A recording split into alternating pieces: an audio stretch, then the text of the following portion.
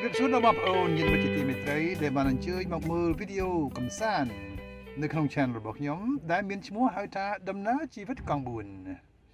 ហើយអ្វីបានខ្ញុំឲ្យឈ្មោះ channel នេះហៅថាដំណើរជីវិតកង់4តើមានអ្វីខ្លះទៅដែលខ្ញុំនឹងរាយរាប់នៅក្នុង channel នេះបើអញ្ចឹងខ្ញុំនឹងពិពណ៌នាដូចតទៅ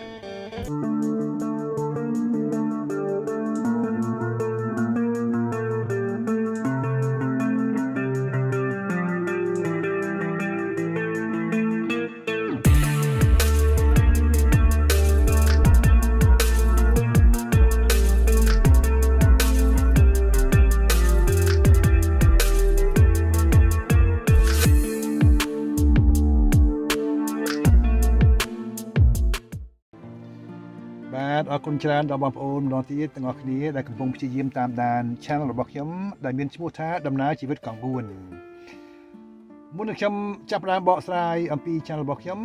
មានចំណុចខ្លះៗដែលខ្ញុំចង់ជូនដល់បងប្អូនឲ្យដឹងទុកជាមុនបាទចំណុចទី1គឺចង់និយាយអំពីមូលហេតុដែលខ្ញុំកាត់តវីដេអូជាភាសាខ្មែរបាទមូលហេតុគឺខ្ញុំចង់ចែករំលែកដល់បងប្អូនដែលនៅស្រុកខ្មែរណាហើយគាត់មិនចេះភាសាបរទេសក៏ដូចជាបងប្អូនខ្មែរទាំងឡាយដែលនៅក្រៅប្រទេសនៅក្រៅស្រុកដែរបាទហើយមួយទៀតខ្ញុំផ្ទាល់ហ្នឹងក៏ចង់រៀនភាសាខ្មែរថែមទៀតដែរ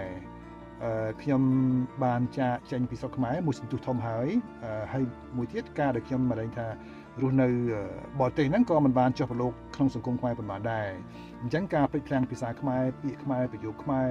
និយាយអាចខុសពីអក្ខរាវិរុទ្ធឬមួយក៏និយាយអាចខុសពីក្បួនវេយ្យាករណ៍ខ្មែរដឹងខ្លួនច្បាស់ណាស់ថាមានការភ្លេចភ្លាំងច្រើនបាទហើយអញ្ចឹង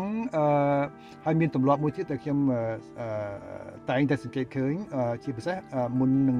បងប្អូនចាប់ដើមកម្មវិធីអ្វីមួយគាត់តែងតែនិយាយថាគួរពំគួរសូម20ទោសបាទបើអញ្ចឹងខ្ញុំចង់កែប្រែពាក្យខ្លះៗនៅក្នុងប្រយោគនឹងដែរបាទអញ្ចឹងក្នុងវីដេអូខ្ញុំនេះខ្ញុំនិយាយបែបនេះវិញខ្ញុំថាគួរពំគួរសូមមេត្តាកែតម្រូវបាទកែតម្រូវហើយអ្វីbằngកែតម្រូវខ្ញុំជឿជាក់ថាប្រសិនបើខ្ញុំមានកំហុសឆ្គងអ្វីមួយណាក្នុងការប្រើប្រាស់ពាក្យមិនត្រឹមត្រូវតាមអក្ខរាវិរុទ្ធឬមួយក៏មិនត្រឹមត្រូវតាមក្បួនវេយ្យាករណ៍អញ្ចឹងទៅបើសិនជាមានកំហុសឆ្គងបងប្អូនមិនកែតម្រូវចេះតែអត់ទោសឲ្យខ្ញុំដូចជាពាក្យថាគួរពំគួរសូមអភ័យទោសណាបាទអញ្ចឹងខ្ញុំនឹងអាចមានកំហុសឆ្គងហ្នឹងតទៅទៀតទៅអនាគតបាទអញ្ចឹងហើយបានថាបើសិនជាខ្ញុំមានកំហុសឆ្គងអ្វីមួយបងប្អូនអាចកែប្រែជាស្ថាបនាហើយខ្ញុំនឹងអរគុណទុកជាមុនបាទអូខេបើអញ្ចឹងខ្ញុំនឹងបកស្រាយពីอะไรថា channel របស់ខ្ញុំដែលខ្ញុំឲ្យឈ្មោះថាដំណើរជីវិតកង់4បាទពីដើមឡើយខ្ញុំចង់ដាក់ឈ្មោះណាខ្ញុំចង់ដាក់ឈ្មោះថាដំណើរជីវិតទេកុំតែក្រោយពីការស្រាវជ្រាវដឹងថាបងប្អូនខ្មែរមួយចំនួនគាត់បានប្រើឈ្មោះនឹងទៅហើយណាឈ្មោះថាដំណើរជីវិតហើយអញ្ចឹងដោយសារតែកលៈទេសៈបច្ចុប្បន្ននេះខ្ញុំរស់នៅក្នុងឡានបាទអញ្ចឹងការដែលខ្ញុំថែមពាក្យពីរទៀតហ្នឹងគឺដូចវាសមហេតុសមផលយោងទៅតាមកលៈទេសៈខ្ញុំដែរណាខែដល់កង់4បាទអញ្ចឹងនៅចំណងជើងនៅ channel របស់ខ្ញុំហ្នឹងឈ្មោះថាដំណើរជីវិតកង់4សួរថាតើខ្ញុំនឹងមានអ្វីចែកចាយដល់បងប្អូនក្នុង channel របស់ខ្ញុំនេះដូចដែលចំណងជើងឬមួយក៏ឈ្មោះ channel ខ្ញុំអញ្ចឹងហៅថាដំណើរជីវិតកង់4ហ្នឹងគឺគ្មានអ្វីក្រៅពីការរាយរាប់អំពីជីវិតប្រចាំថ្ងៃរបស់ខ្ញុំដែលរស់នៅក្នុងឡានបាទសប្តាហ៍ថ្ងៃខ្ញុំរស់នៅក្នុងឡានបាទអូខេសួរថាហេតុអ្វីបានខ្ញុំរស់នៅក្នុងឡានវិញក្រោយពីមានការប្រែប្រួលក្នុងជីវិតបច្ចុប្បន្នដូចជាម្ដាយក៏ទៅបច្ចៈឋានសុខភាពខ្លួនប្រាណក៏ចេះតែទ្រង់កូនក៏ធំហើយម្យ៉ាងវិញទៀតជាធម្មជាតិរបស់ខ្ញុំផ្ទាល់គឺចូលចិត្តធ្វើដំណើរចូលសិក្សាពីកន្លែងមួយតំបន់មួយទៅតំបន់មួយពីប្រទេសមួយទៅប្រទេសមួយបើអញ្ចឹងការដែលរស់នៅក្នុងឡានចំពោះខ្ញុំពេលបច្ចុប្បន្ននេះគឺវាសមហេតុសមផលនឹងអត្តចរិតរបស់ខ្ញុំនិងធម្មជាតិរបស់ខ្ញុំនិងកលៈទេសៈរបស់ខ្ញុំដោយសារតែខ្ញុំរស់នៅក្នុងឡាន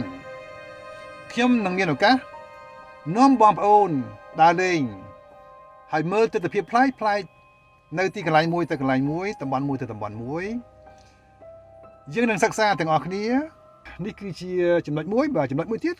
ដោយសារតែខ្ញុំរស់នៅក្នុងឡានខ្ញុំនឹងរាយរាប់ជូនដល់បងប្អូនអំពីការរៀបចំឡានណាដើម្បីសម្រួលក្នុងការរស់នៅក្នុងឡានខ្ញុំត្រូវតែរៀបចំឡានមិនអញ្ចឹងបាទអញ្ចឹងក្នុងវីដេអូនេះខ្ញុំចាត់ទុកថាជាភាគ1ទៅចោះបាទភាគ1នៅក្នុងភាគ1នៃវីដេអូនេះខ្ញុំគ្រាន់តែបង្ហាញបងប្អូនត្រួសអំពីការរៀបចំឡានដើម្បីសម្រួលក្នុងការរស់នៅបាទក្នុងការរស់នៅហើយសួរថា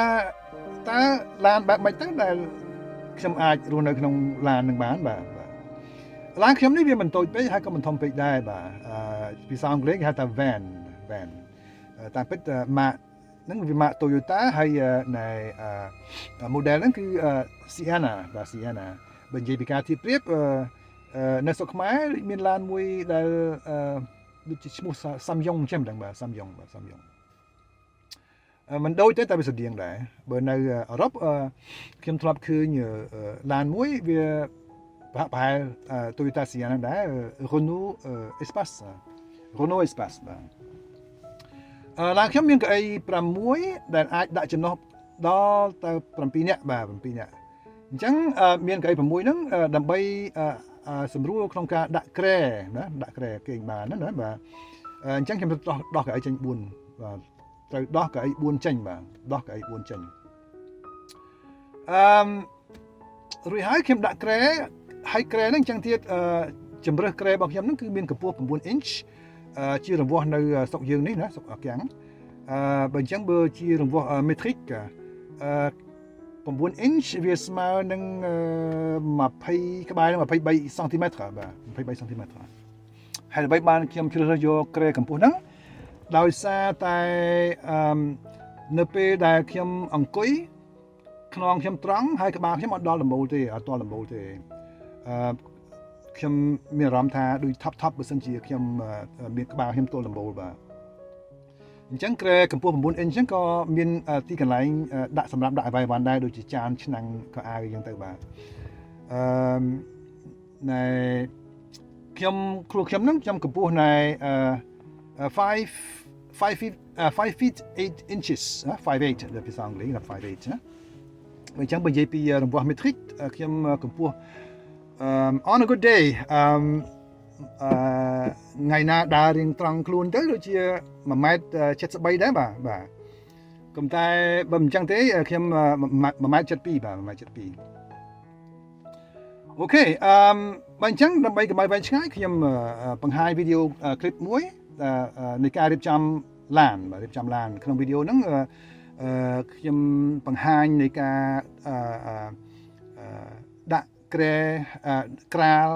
កម្រាលដើម្បីជួយស្រូបជាតិសំណើមបាទជាតិសើមហើយដាក់គេហៅថា insulation ណាផ្ទាំងស្នោដើម្បីជួយរក្សាភាពកម្ដៅឬមួយក៏ភាពត្រជាក់នៅពេលខែក្ដៅហើយភាពកម្ដៅនៅពេលខែត្រជាក់បាទអូខេបើអញ្ចឹងខ្ញុំអញ្ជើញបងប្អូនទស្សនាវីដេអូរបស់ខ្ញុំ